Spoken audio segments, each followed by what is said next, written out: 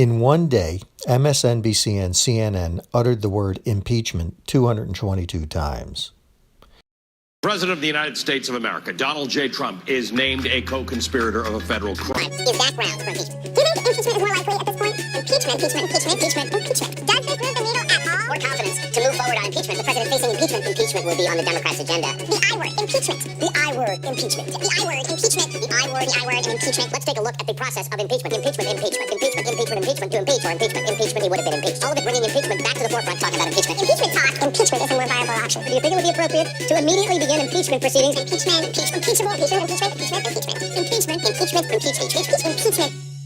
Now, according to at least two media surveys, MSNBC and CNN have reported negatively on presidency of Donald Trump over 90% of the time.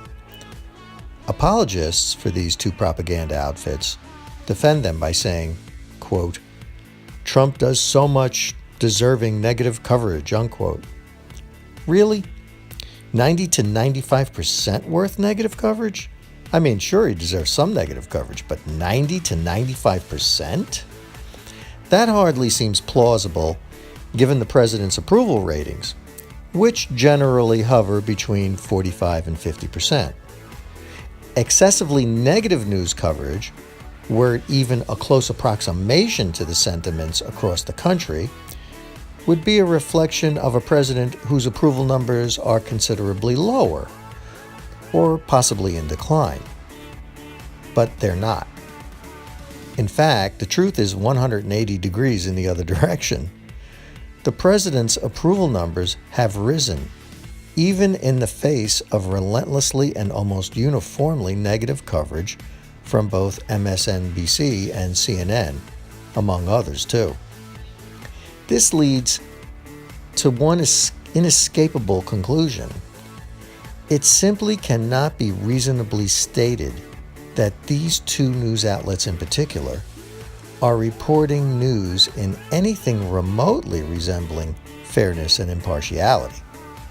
They're really not news outlets anymore, if they ever were. They are agitation and propaganda organs dedicated to the subversion of the president currently in office. They no longer have any credibility, and it would be a mistake to treat them as actual journalistic entities. Now, compare and contrast this with the recently released results from one poll, the IBD-TIPP poll. Juxtaposed with the incessantly negative coverage, how does it square? The answer is it doesn't. The country is moving in a positive direction. Americans will always credit or blame whoever the president is for the direction, no matter what it is. This is why, despite having personality characteristics many Americans find repellent, President Trump still enjoys support from nearly half of all Americans.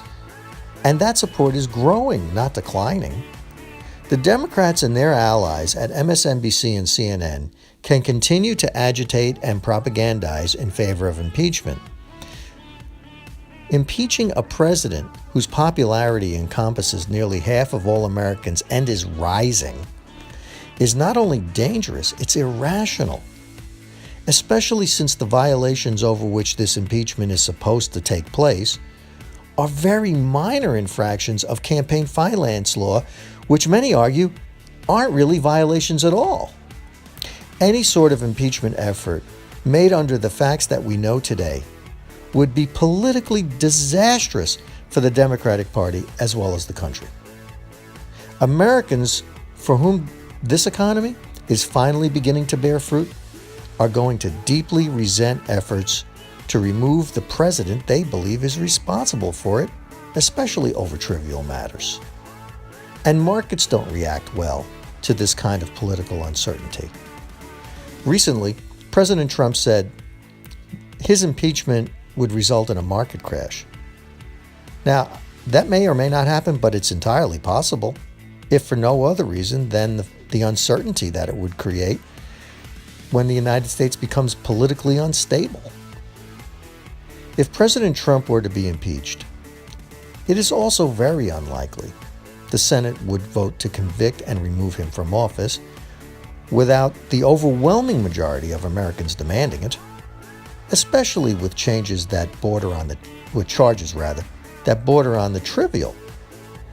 Even if the special counsel's prosecutors coerce Trump's former associates, Michael Cohen and David Pecker, to make allegations against the president in their plea agreements, it will be seen for what it is: an intimidation of these people and prosecutorial abuse simply to elicit an unproven allegation to form a basis for impeachment.